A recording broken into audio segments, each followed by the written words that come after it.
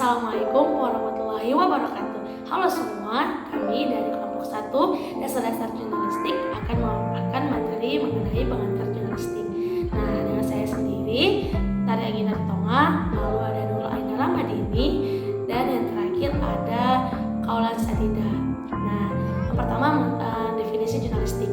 Jurnalistik adalah segala bentuk kegiatan yang dilakukan sebagai sarana mencari, memproses, dan menyusun suatu berita tertentu yang bertujuan untuk menyampaikan suatu pesan atau informasi kepada khalayak atau masyarakat. Nah, jurnalistik menggunakan sasaran media massa sebagai media penyampaian pesan. Selanjutnya, definisi jurnalistik menurut para ahli. Yang pertama yaitu menurut F. Rasterband. Menurut F. Rasterband dalam bukunya yang berjudul An Introduction to Journalism, ia menuliskan bahwa jurnalistik adalah segala bentuk yang membuat berita serta ulasan mengenai berita sampai kepada kelompok pemerhati. Nah, menurut teori beliau, suatu berita hanya ditujukan kepada kelompok-kelompok yang membutuhkan berita. Misalnya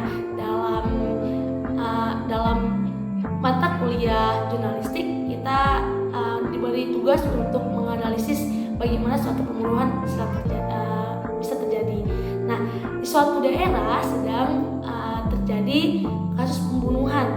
Nah, kasus tersebut menarik untuk kita teliti. Bisa jadi kita mengambil kasus pembunuhan suatu daerah tersebut untuk kita teliti.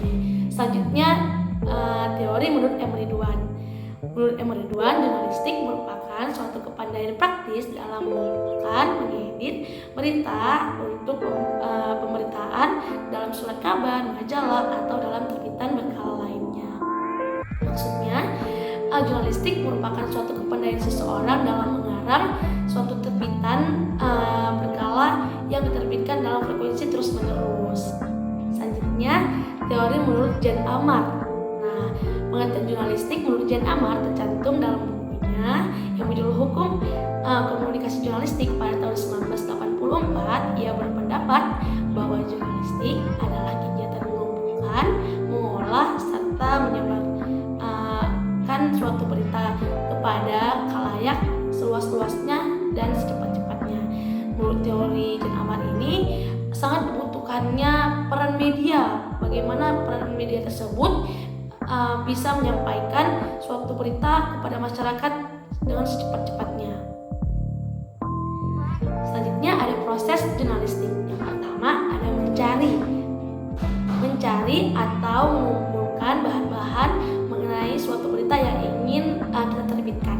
Nah, yang kedua yaitu mengolah ini atau memilah kembali bahan-bahan manakah yang lebih relevan yang dapat untuk disajikan dalam suatu berita. Nah, yang ketiga yaitu tahap menyusun. Tahap menyusun ini lebih kepada menyusun suatu berita tertulis. Dalam tahap ini sangat dibutuhkannya suatu kesenian, teman-teman. Nah, kesenian dibutuhkan misalnya dalam majalah atau koran. Sangat dibutuhkan keahlian kita dalam menyusun baris dan kolom, lalu menentukan besar kecilnya gambar, besar kecilnya berita, peletakan suatu berita, dan lain-lain. Yang terakhir masuk ke dalam tahap menyebarluaskan berita.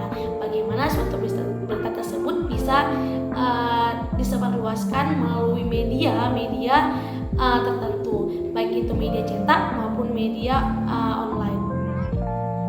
Media cetak seperti majalah, koran, dan lain-lain. Media massa online seperti televisi, radio,